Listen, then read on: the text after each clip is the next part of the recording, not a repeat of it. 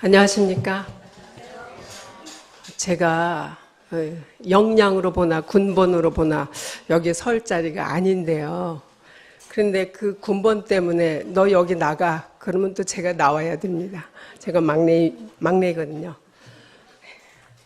가을입니다. 뜨거운 여름을 견디며 핵곡식과 과일로 추석 명절을 지킬 수 있게 수고해 주신 농부님들께 감사하고 만물의 주인 되시는 하나님께 감사하는 계절 가을입니다.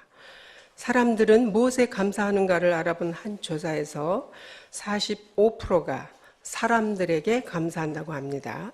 즉 가족이나 친구나 친지 등이지요.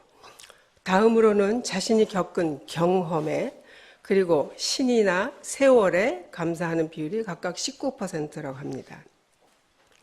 물질에 대한 감사는 13%, 돈이나 직업에 감사하는 비율은 고작 7%라네요.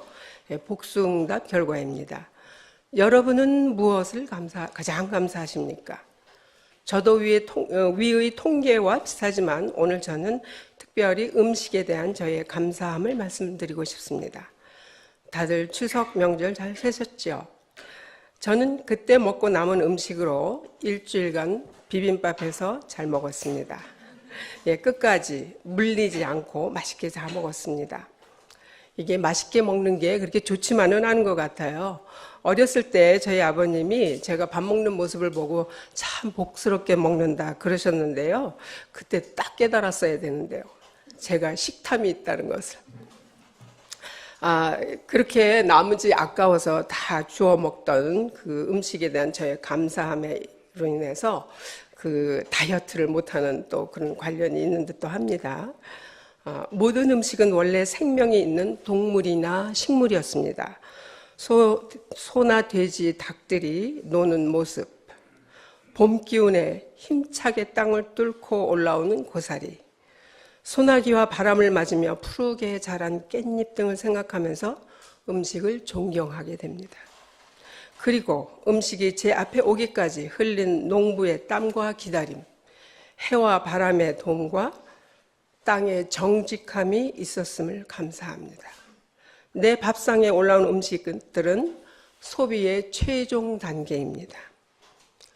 내가 식사를 마치면 그 이후 남은 음식들은 음식 쓰레기로 변합니다. 그러기에 한 끼에 먹을 많지만 차려서 남기지 않고 다 먹으려고 애씁니다. 싼 음식, 비싼 음식, 험한 음식, 귀한 음식이 있다지만 저는 모든 음식이 귀하다고 생각합니다.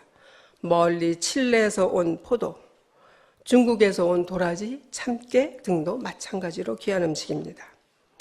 오늘 저는 음식과 관련하여 두 가지를 생각해 보고 싶습니다. 첫째는 남는 음식이고 둘째는 나눔입니다.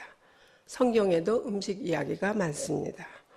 오늘 본문 말씀은 우리들이 너무나 잘 아는 내용입니다. 예수님은 한 어린이가 내놓은 물고기 2마리와 빵 5개를 10,000명이 넘는 사람들에게 배불리 먹게 하셨습니다. 그리고 남은 부스러기를 모니 12광줄이나 되었다고 합니다. 남은 부스러기를 어떻게 처리했는지는 기록되어 있지 않습니다. 저는 12 혹은 7이라는 숫자보다는 먹고 남은 부스러기를 왜 다시 모았을까가 궁금합니다. 아니, 왜 기록을 남겼을까입니다. 인터넷을 보니 한국어 사이트에서는 예수님의 기적만을 강조하지만 영어 사이트에서는 꽤나 다양한 의견들이 나옵니다. 배불리 먹었다는 것을 확실히 하기 위해 기록할 수도 있습니다. 역시 구약 열왕기하 4장에서 선지자 엘리사가 비슷한 기적을 행한 내용이 있습니다. 제가 읽어보면 어떤 사람이 바알살리사에서 왔다.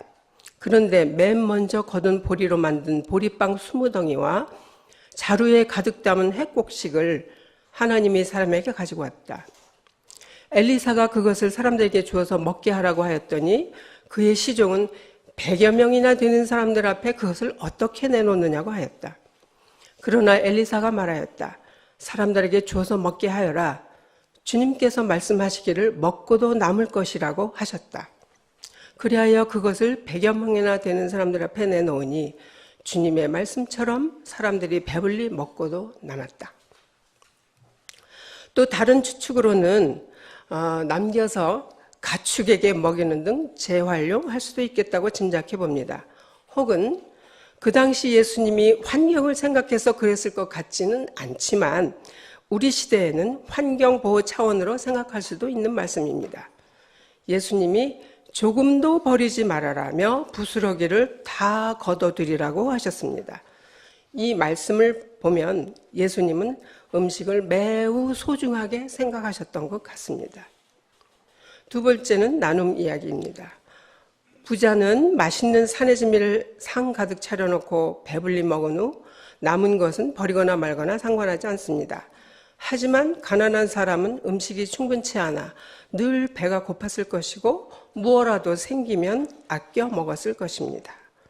우리도 오래지 않은 과거에 그랬습니다만 오늘날 우리는 음식물이 어디서나 넘쳐나니 맛없어서 배불러서 그냥 이유 없이 버리는 양도 무척 많은 것을 생각하면 다들 여러분이나 나는 세속적으로 부자라 할 수도 있겠지요? 식욕은 인간의 기본적으로 또 1차적으로 채워져야 할 욕구입니다. 저는 성경 말씀에서 여자와 어린이를 포함하여 남자 5천 명이 다 배불리 먹고 남았다는 말씀 역시 마음에 다가옵니다. 모두 같은 음식을 먹었고 한 명도 못 먹은 사람이 없었습니다.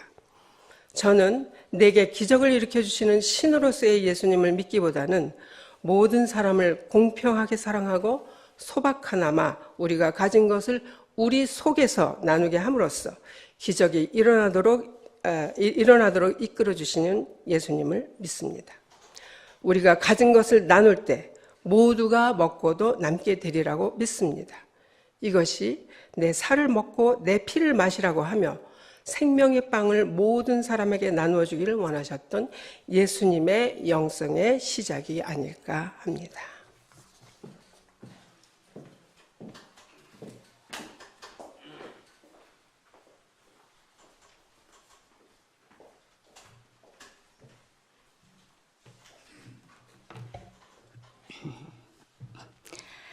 저희 가정은 아이들이 초등학생이 되면서 학교 숙제로 가운을 만들게 되었습니다.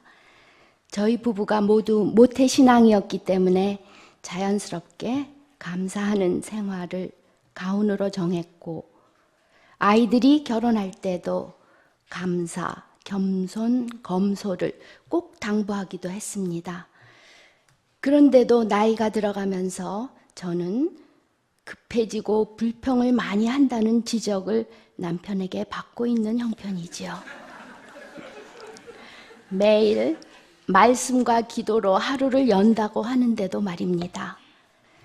사실 지금까지 지내온 것 다 주님의 은혜로 감사할 수밖에 없습니다. 불편한 점이 많은 낡은 단독주택에서 살아도 내가 쉴 곳이 있다는 것만으로도 감사해야겠지요. 조그만 뜰이 있으니 가까이에서 흙을 파고 씨앗을 심고 키울 수 있음을 감사하게 됩니다. 올해는 처음으로 호박이 열리는 것도 보았지요. 어머니 품 같은 흙 안에서 자라는 식물들이 참 신기합니다. 나무 그늘에 놀러오는 새들도 반갑고요. 자연의 품이 점점 친근하게 다가옵니다. 육체 노동이 힘들게 느껴질 때면 저는 사도 바울의 권면을 떠올립니다. 그러므로 우리는 낙심하지 않습니다. 우리의 겉사람은 낡아가나 우리의 속사람은 날로 새로워집니다. 이 말씀을 묵상하면 내 안에 들어있는 하나님의 씨앗도 잘 가꾸면 좋은 열매를 맺겠구나 하는 희망이 생깁니다. 심령이 젊어진다는 말씀이 삶의 기쁨이 되죠. 열심히 살다 보면 육체의 생명이 끝난다고 해도 두려울 것이 없겠습니다. 살든지 죽든지 내 안에 하나님은 영원하시니까요. 날마다 듣고 보는 성경 말씀이지만 그때마다 새롭게 깨닫는 기쁨 또한 큽니다. 잠언에는 지혜를 버리지 말아라. 그것이 너를 지켜줄 것이다. 지혜를 사랑하여라. 그것이 너를 보호하여 줄 것이다. 지혜가 으뜸이니 지혜를 얻어라. 네가 가진 모든 것을 다 바쳐서라도 명철을 얻어라고 하십니다. 솔로몬이 세상 그 무엇보다 하나님의 지혜를 구했듯이 일상에서 예수님이라면 어떻게 하셨을까를 늘 생각하며 살고 싶습니다. 우리에게 필요한 지혜로운 기도를 묵상하게 됩니다. 시편 기자는 내가 이제 늙어서 머리카락에 희끗희끗 인생의 서리가 내렸어도 하나님 나를 버리지 마십시오. 주님께서 팔을 펴서 나타내 보이신 그 능력을 오고 오는 세대에 전하렵니다. 라고 하십니다. 저에게도 나이 들어서도 할 수 있는 일을 많이 주신 것을 감사합니다. 그 중에도 3남매로부터 손주가 6명으로 늘어나 돌볼 일이 많아졌습니다.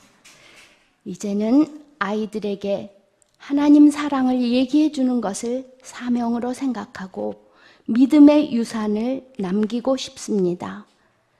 또 연로해서 병상에 계신 형제 자매들에게는 다윗의 노래를 새겨드리려고 합니다. 주님은 나의 목자시니 내게 아쉬움 없어라. 나를 푸른 풀밭에 누이시며 쉴 만한 물가로 인도하신다. 내 영혼을 소생시키시고 당신의 이름을 위하여 의의 길로 나를 인도하신다.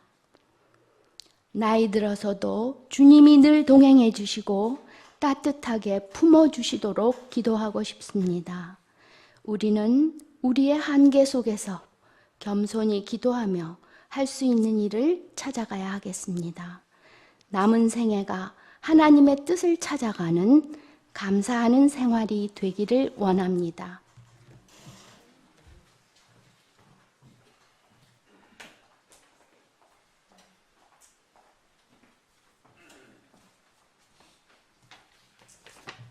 안녕하세요.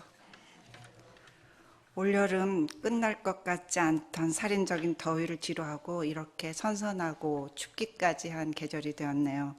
우리의 인생도 우리의 역사도 힘들고 어려운 시기가 있지만 또 그것을 벗어나는 시기가 있습니다. 전도서 기자는 모든 것이 때가 있다고 하시네요. 발달학자들 역시 인생에는 발달 과업이 있다고 이야기합니다. 우리의 갈망이나 욕구는 우리가 수행해야 하는 이런 발달 과업과 연결되어 있습니다. 그래서 우리가 드리는 기도도 우리의 그 감사의 내용도 연령에 따라서 달라집니다. 젊은 시절의 간절한 기도와 감사의 내용은 무엇이었을까요? 눈앞에 절박한 자신의 현실들이겠지요. 학교 공부를 잘하는 거, 입학시험을 잘 봐서 좋은 대학에 들어가는 거, 또 좋은 직장에 취업하는 거, 좋은 배우자를 만나는 거, 이런 걸 겁니다. 부모가 되면 본인보다는 자식의 건강, 입시, 취업, 결혼 같은 것이 또한 중심에 놓이지요. 감사의 내용도 거기에 따라갑니다. 그러면 그런 과업을 마친 인생의 가을에 든 우리들의 간절함은 무엇일까요? 감각이 무뎌지고 기억력도 시원찮고 건강도 나빠지면서 모든 게 무덤덤해졌어요. 그러나 나이 든 것이 나쁜 것만은 아닙니다. 기억력이 약해지니까요. 나쁜 일도 쉽게 잊고 감각이 둔해지니 화도 덜 나네요.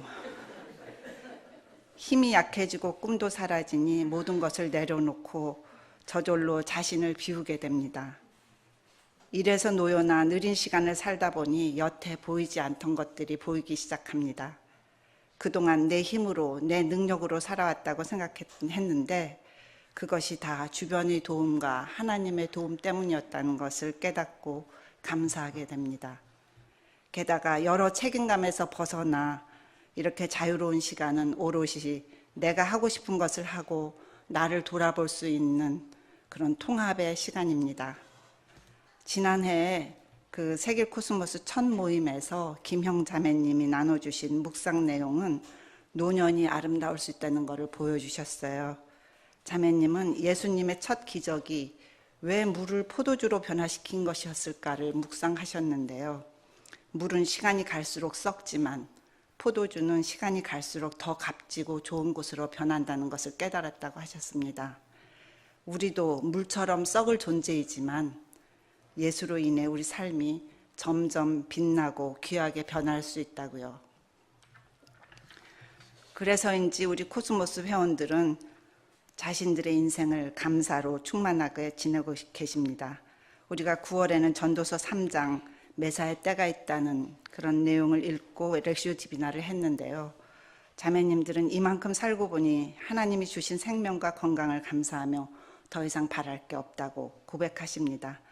더 많은 것을 바라고 하나님께 부탁하기만 했던 삶을 회개하시며 더 큰 감사를 드리지 못한 것을 아쉬워하셨습니다. 15년 전에 쓰러진 남편을 간호하고 계신 자매님은 정말 오랜만에 오셨지만 씩씩하고 담담하게 살고 계셔서 우리를 감동시키셨어요. 지금은 형제님이 음식을 못 드셔서 튜브로 넣어드린다고 하는데요. 그래도 불행을 느끼지 않는다고 기도로 하나님께 의지하며 감사하고 지낸다고 하셨습니다. 80을 사신 자매님들도 하나님께서 수고하라고 지으신 짐을 두려워하며 말씀 안에서 실천하며 살겠다고, 또 마음을 비우며 감사하며 살겠다고, 남은 인생을 기쁘게 살고 좋은 일 하며 살고 싶다고 각오들을 전하셨습니다. 한 자매님은 남편을 알맞게 허락하신 짝으로 여기고 살겠다고 하셨어요. 그리고 젊을 때는 교만한 마음에 무엇이든 할 수 있다고 생각했지만 여러 일을 겪다 보니 사람이 애쓴다고 되는 게 아니라는 걸 깨닫는다는 자매님도 계십니다. 다른 자매님은 사소한 것 하나하나 하나님께 응석 부리듯 부탁하는 기도를 드리시는데요. 물론 그 중에서 들어주신 것도 있고 안 들어주신 것도 있지만 이제 하나님의 말씀을 듣는 기도를 하는 때가 오기를 기다린다고 하셨습니다. 이렇게 자매님들은 오랜 세월을 살면서 고난도 있었고 사별도 있었고 죽음의 고비를 넘기기도 하셨지만 지나놓고 보니 모두 하나님의 은혜요 은총이었음을 깨닫고 감사하십니다. 그러나 우리의 감사가 여기에서 그칠 수가 없네요. 어머니로 살아온 우리들은 힘겨운 젊은이들의 형편과 우리 손주들의 미래의 그 세계를 염려할 수밖에 없습니다. 젊은이들은 일자리 부족, 혐오와 폭력, 기후변화, 치솟는 집값, 그리고 4차 산업이라는 거대한 시대적 장벽을 맞서야만 하지요. 우리 손주들이 살아갈 세상은 어떨지 가늠도 하기가 어렵습니다. 그러나 이들에게 하나님의 사랑과 주변의 기도들이 힘을 실어준다면 휘둘리지 않고 당당하게 당면한 어려움과 불안을 이겨내리라고 믿습니다. 우리는 모두 하나님의 자녀로서 그리고 한 인격체로서 하나님의 사랑을 받고 사는 존재들입니다. 그리고 우리는 아기에서부터 연로한 노인들까지 그리스도의 몸인 교회를 통해 지체로서 연결되어 있습니다.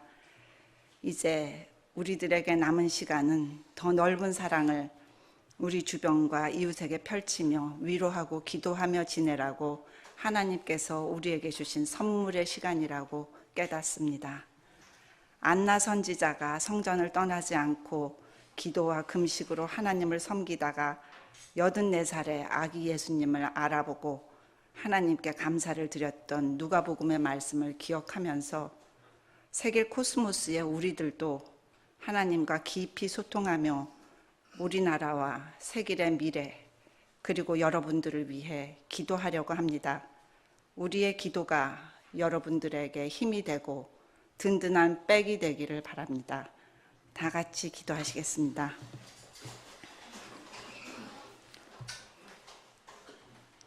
사랑의 하나님, 이 가을날 인생의 가을을 살고 있는 우리가 감사를 나누었습니다.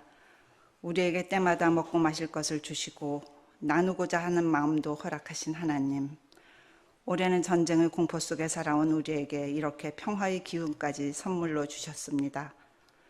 팍팍하고 힘들었던 인생의 순간들도 지나고 나니 모든 게 감사할 뿐입니다.